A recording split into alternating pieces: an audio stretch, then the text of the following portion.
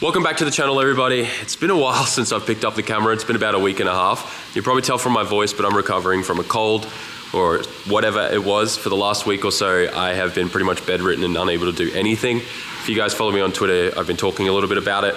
But today, unfortunately, I need to give you some bad news about the Supra. So we're gonna move it out of its car park for now. May also broke her toe, her first bone in her body, and she wanted to tell you guys about it. She dropped one of the scrubbing brush rotors for the floor scrubber that we use on her toe. So random that would be the thing that would break your toe, but yeah, that's all you're gonna see. No close-ups, because otherwise you'll end up on Wiki Feet or whatever that thing's called. I think yours looks much better than mine. Okay, cool. Anyways, Supra things. I honestly feel terrible because there's actually dust on this now. I don't know if you guys can see it too well. There it is. Let's see if this thing will start. Does it have a parasitic drain? I don't think so. Let's see, let's find out. You guys want the cold start? I think it'll start. I'll sit you guys here.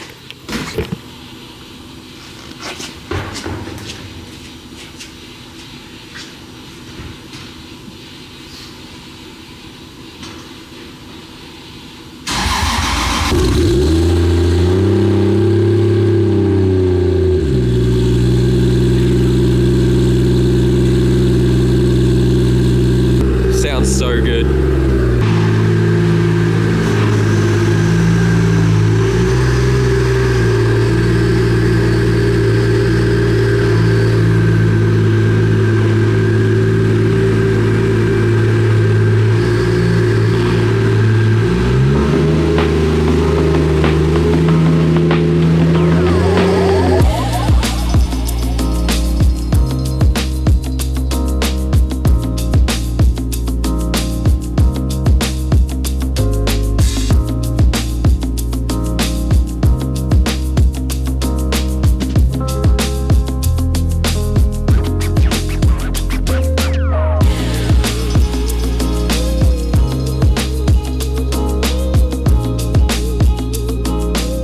You guys are gonna have to bear with me. I still got a little bit of a fever and my thoughts are a little all over the place. But essentially, we were planning for the last 3 to 4 months and we kept going through multiple different contacts, talking to shipping companies directly, other people that do this thing for a job and all that type of stuff.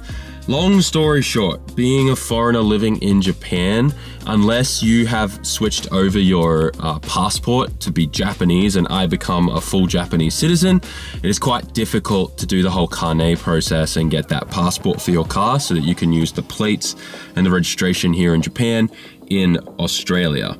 It's not impossible, but I can't afford to do it. The price that they want is ridiculous, and they base it off what they think the value of the car is in today's market. So they went and looked up my particular model Supra, they looked up how much, pretty much the most expensive one that they could find that it sells for, and then they ask for a holding deposit.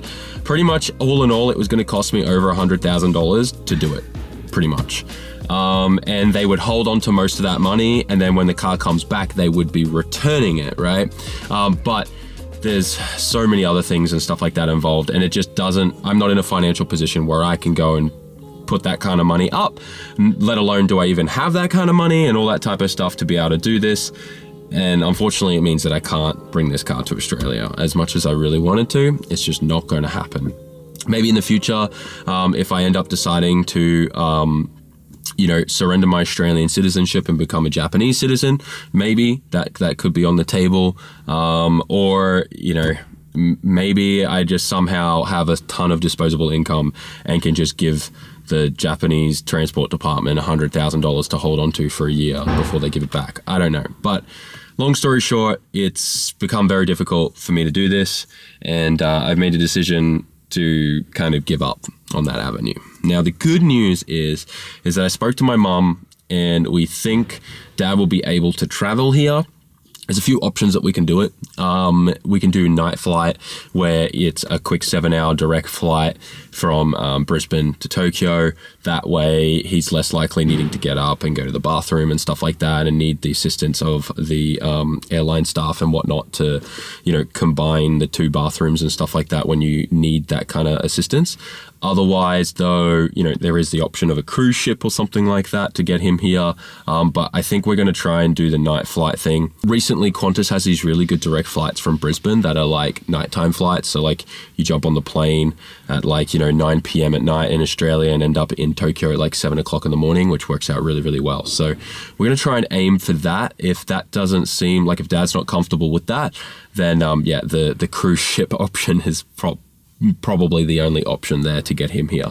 But that's my goal. And then we'll get him over here for like a week or a few days or something, however he feels comfortable. Because my dad doesn't really pay attention to social media or watch YouTube or anything like that, it's quite good because he doesn't know that we have this car, and he doesn't know that, you know, the whole reason of why I would want to bring him to Japan and stuff is for us to have an experience with this car.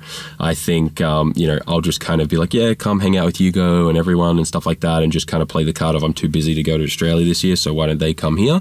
So I might try and just like play it off like that. But yeah, that's my plan moving forward. It really sucks because not only was I really excited about bringing this car to my dad and surprising him, but also doing some kind of event at QR, doing some kind of like, you know, coffee and cars event where we'd all get to cruise together on the main track and I'd bring this car and it'd be awesome. But it's just not feasible, unfortunately. So that's where we're going to leave things with the Supra. It sucks, but I think you guys understand, and we still kind of have a plan B, which is kind of like our original plan, but it just means we're going to have to work with the airline and the staff and stuff like that to make sure he is able to fly, if that makes sense. Trying to gather all my thoughts, and I apologize if I've repeated myself, but all of that aside, we do have more news with the Supra. I have a box of parts here that we need to talk about. And that's because if you remember, we had one main issue when we went to the dyno, and that was that we started running out of fuel pressure. We weren't running out of injector or anything else. It was fuel pressure. We're running out of fuel pump or delivery. Just quickly interrupting you guys because today's video is sponsored by Dafsky. Let's grab one of these for the Supra.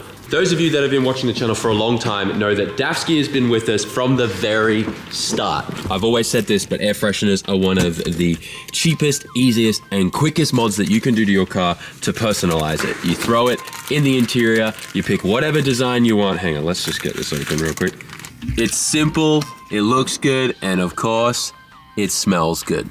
Dafsky has a huge range on their website. No matter what you are into, there is definitely something there that you will want to hang from your rear vision mirror. They not only just sell air fresheners, but they have a bunch of other car care products on their website. So go check it out, dafsky.com, and go support the companies that support us here at SAMMIT HQ, which allows us to do what we do every single day.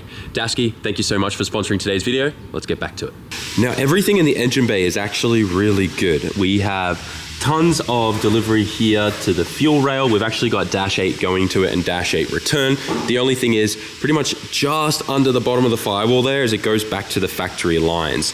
And the lines that go into the trunk of these things are pretty small. I think my pinky finger has actually got a bigger OD than the lines that go through this thing. It's kind of funny how this works in these cars, but the fuel tank and the fuel pump access port is actually directly under the little space saver tire that they have here.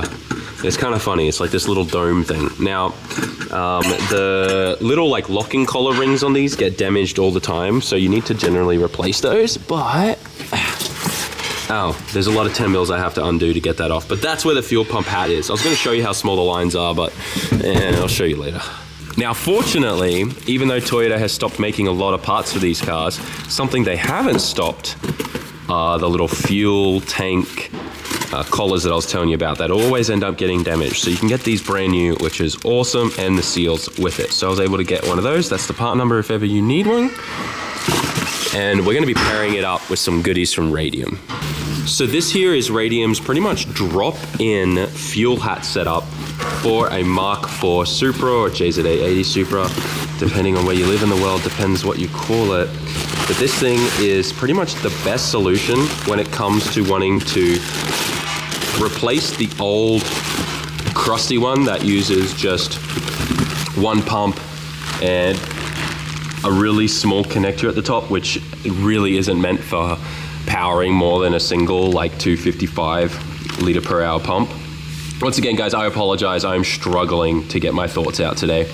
But this will house 2 pumps inside the OEM Supra fuel tank, and it also gives me perfect little terminals up the top here so we can power each individual pump separately. You've also got support there for brushless pumps and stuff. Your fuel sending unit, everything's here. All the instructions are online, and it goes to a -8 and -6 return, -8 feed, -6 return line kit. The line kit is in this box, which is specifically made for the Mark IV Supra as well. Look at this. Oh, I'm stoked. And I love that it's black too. So it means it's gonna hide quite well under the chassis of the car. In Japan, the shucking guys, if it's not black, they start questioning you. So if anything's black, like for example, GK Tech arms, because they come factory black, Shucking doesn't even second guess whether or not it's factory or not. They just assume it's factory because it's black. So pretty much everything GK Tech in Japan, Shucking doesn't even look at like twice. They think it's all stock. It's great. But yeah, anyways, these lines are already pre-made, pre-crimped, and good to go in the Supra. I love it. It's freaking awesome. I think the only line, because this is our feed, and then I think our return line is the only one that we have to push on some push lock fittings, which is awesome. But yeah, look at this nylon E85 safe, ready to go fuel line. It goes all the way to the engine, to the fuel rail, or to the, oh yeah, to the fuel rail, you're right. From the fuel hat to the fuel rail is what I meant to say. Anyways, and it comes with all of these little clamp kits. Let me show you this. This is probably the best thing about the Radium fuel kits. I have one on my Skyline, I have one on my Sylvia. They come with these, and these are specifically engineered and made for each chassis to hold all of your fuel lines under the carriage of the car. So it looks nice and tidy and neat and looks awesome. So this will solve our solution with us running out of fuel on the dyno, and we'll actually be able to make over 700 horsepower now with our current setup, which is exciting. It's a little scary because generally over the 600 mark is when you could be in the territory of cracking main caps.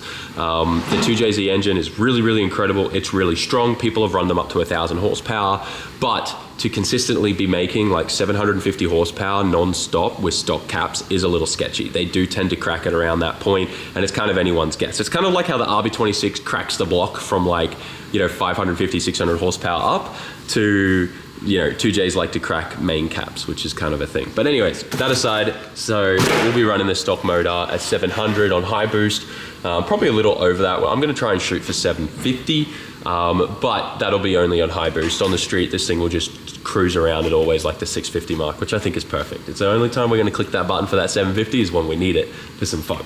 The other thing that's super important is these. You might be going, what on earth are these? This is from PRP. Now PRP not only make amazing RB parts, but they do make some good 2GZ parts. And this is a really important upgrade for anyone with a 2JZ, especially if you're still running stock knock sensors. The stock knock sensors absolutely suck. There's like no resolution to them at all. So if you have an aftermarket ECU, you should upgrade to these really nice Bosch ones. It's kind of ironic because pretty sure that these knock sensors came on the SR from factory, which is kind of cool. But yeah, it's like a Bosch Motorsport version knock sensor, so it has a lot more resolution. And essentially, layman's terms, a knock sensor is a microphone, and it's just picking up a specific frequency range.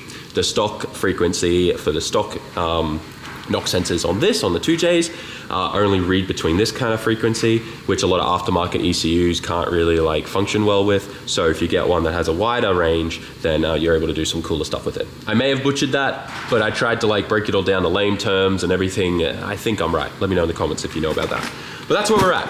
The last thing that we really need to do with the Supra is paint and body. I mean, the seats interior wise, we're just gonna probably slap in some brides and be done with it.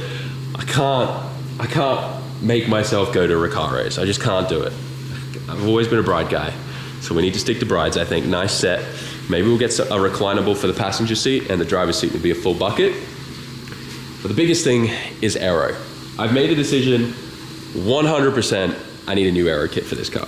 And don't get me wrong, this kit has grown on me, And I've been tossing and turning with the idea of just getting another Supra, another Mark IV, an automatic, an A1, and we do like a swap on it, right? I'd love to build some kind of crazy engine for this one, and then maybe we can just take the stock engine out of this, freshen it up, and put it into a, you know, automatic chassis, but change it to manual and do something cool. But I don't know. We'll play with the idea later on if we ever do get an NA chassis. But this Aero kit, look, it's grown on me, but it ain't it. It really ain't it. I think the number one thing, like, it would have been okay if it didn't have these border racing fenders. Now, these border racing fenders look cool with the full border racing kit, but they just don't mesh well with the Ville side rear end, the Ville side side skirts, and the Ville side hood, and the C-West bumper. It's just like a bunch of little parts, like different Aero makers all together. One of my favorite Supras is Kalle Rov and Peller's car. That thing looked crazy clean, but really aggressive. I'm not sure what Aero kit's on it. I should message him and ask him. But that got me really thinking about how I want this car to be super clean and just means business, but I want it to look really clean. And I feel like the kit that I'm landing on is a Redox kit. I've already spoken to Max and he's keen to do something together with it, but I just want to make sure 100% that Redox is what I really want to do, because I don't want to mess this up. This is like a dream car, and I want to make sure I don't like buy it, put it on, then hate it, you know what I mean? I want this to be good. And the thing is if I do a Redox kit, do I really want it to still be this gunmetal silver? Or should I paint the car white? I'm kind of tossing and turning about, like, don't get me wrong, white is such a normal base color, I know. But white with like black carbon canards and stuff from the Aero kit, I don't know. Let me know what you guys think in the comment section. Are there any other Aero kits that are clean, that don't make the car look like a catfish or a frog or something like that, that just look really, really good? And I think we need to do something with the side mirrors. I don't even know if you can get Ganadors for these, because they don't come off the glass here. They come off the door. But yeah, this car, it's had a few touch-ups here and there. In fact, it may have even had a full respray, judging by some of these seals. But it does need to go to the paint and body shop regardless, because I want to get a couple little surface rust areas addressed. It's actually probably one of the cleanest Supras I've seen. It's hardly any rust anywhere. It's just got a little bit of surface starting to appear in here and stuff like that, just the usual places on Supras. But if we attack it right away now, we'll have no problems, and I'd rather do that rather than later. Get the whole bay done, and then all these little places all touched up, looking good too, you know. But yeah, for the most part, this car's pretty much rust-free. You guys have seen it up on the lift, but yeah, it would be good to tackle that. But do I want it white, or do we just go full hard out and make it red like Max's car? I don't know, guys. I don't know what to do. I'm like really torn, because this is such an expensive car now, and if I paint it anything but its OEM color, is that going to devalue it? I just don't know. Anyways, I'm curious. What do you guys think? Let me know down in the comments, guys. Is the Max Aero Redox kit the move with this car, or should I be looking for some other kind of kit? I don't know. I'm gonna message Calais tonight and see what kit he's running. But yeah, I really like how this car is right now. The HKS coilovers and suspension in this made this car feel incredible. The Artex super responsive exhaust manifold and the exhaust housing on this made this thing hit so hard, even though it's a G4900, it feels great. And I just want this thing, like, I want the engine bay to match the exterior. You know what I mean? I don't know. I feel like this Ville side rear wing and all this type of stuff would be great if it had like an old TD, like T80 or whatever from Grady back in the day, like the old school turbo, big turbo kits and stuff. But this thing is super responsive and hits hard, and I just want it to be like clean, but really aggressive. Not aggressive like this kind of Aero aggressive, but like, you know what I mean? Like clean. It just means business, and you know you're about to get effed up at the line if you tried to race. You know what I'm saying? I don't know. I guess today's kind of turned into a little bit of an update video, considering I haven't been at the shop for a while, but Bogan 32 is a little naked. It's missing Aero everywhere. And that's because in the last FD video, I introduced you to my friend Emma, the girl with the really long nails. She crashed the Bogan 32. I let her drive the Bogan 32 when I took MK4 drifting. If you guys missed out on that video, you should definitely check it out. I'll put a link to it down in the description. But we took MK4 out drifting for the first time. I taught him how to drift in the Chaser, and I let her drive the Bogan 32 as kind of like a thank you, because she also has a truck license and she was helping transport a few cars at the time. Well, she had a fun time jumping the car over an embankment and broke the front bumper, broke the fenders, both front fenders, and destroyed the rear bumper. Everything got destroyed because the car was pretty much up like this. Even my oil pan literally has scratches on it.